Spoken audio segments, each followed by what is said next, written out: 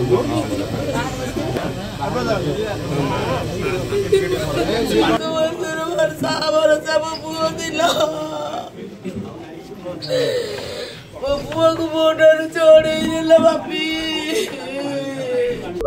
आशीर्वाद साहूकर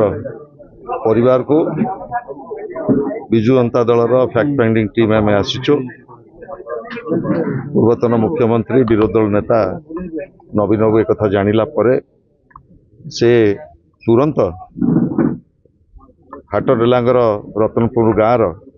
ग्रामवासी परिवार वर्ग जी मृत्युवरण कर जेजे बापा माँ समस्त सहित आज आम आलोचना करुचु। ये अत्यंत दुर्भाग्यजनक घटना एवं सबुठारु बेसी निंदनीय घटना हला 7-8 दिन परे पुलिस जो भली भाव में आभिमुख्य एवं निराश होकि जितेबाला रतनपुर ग्रामवासी एवं मृत साहूकर बापा माँ जितेबाला रास्ता पर प्रतिवाद कले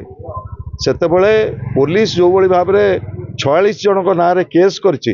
ताकू आमे तीव्र निंदा करछु एवं मोर दाबी रहिबो जे तुरंत जो साहूकर परिवार को न्याय मिलू तांकू जहाँ एसग्रेसिया दबा कथा सरकार दियंतु एवं फास्ट ट्रैक कोर्ट रे एक कथार विचार हो एवं आज ए गाँव जो 9 जणिया कमिटी अच्छी एवं ए अंचलर पूर्वतन विधायक रुद्र महारथी एवं आमर कम्युनिस्ट पार्टी नेता प्रधान आमे समस्ते पुरी जिलार समस्त नेतृत्व खूब शीघ्र पुरीर जिलापाल एवं आरक्षी अधीक्षक को भेटुचु। यही जो 7-8 दिन भितर जो अवहेला करा जायछि एवं जो पुलिस कर्मचारी माने एठरे संपृक्त तांको विरुद्ध रे दृष्टांतमूलक कार्यानुष्ठान निया जाऊ एवं एठी आसिला परे जहाँ आमे अनुभव करचु एठी चोरा मद बेपारी ब्राउन सुगार जो बड़ी भाव में एठी पूरा आक्रांत कर रखिछि डेलांग ब्लॉक को ता विरुद्ध रे गोटे सशक्त जनमत जो भली भाव में एठी देखिलु लोक अनुभव कलु ताकू मध्य पुलिस प्रशासन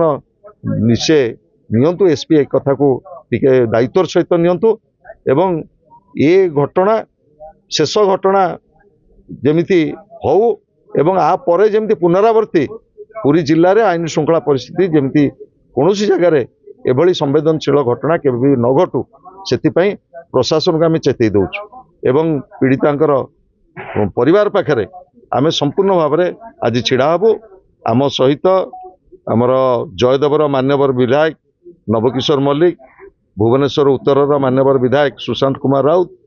एवं काकटपुर मान्यवर विधायक तुषारकांति बेहरा एवं आमर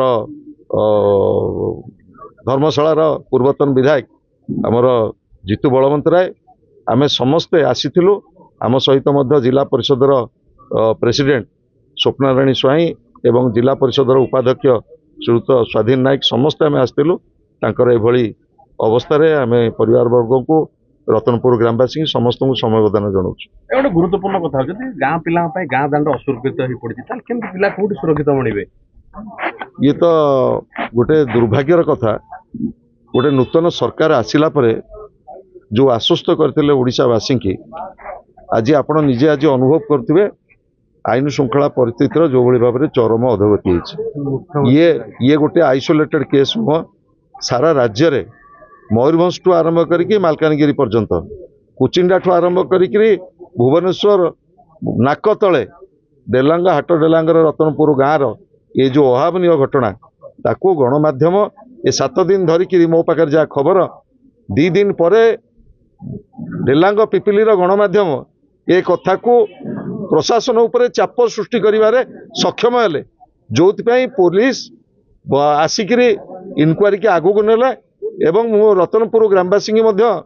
डेलांग मुरबी मान को समस्त को धन्यवाद दूची एभली कठिन समय से माने आशीर्वाद साहूकर परिवार पाखे छिड़ा एवं किभली भाव में आशीर्वाद साहू परिवार न्याय पाइब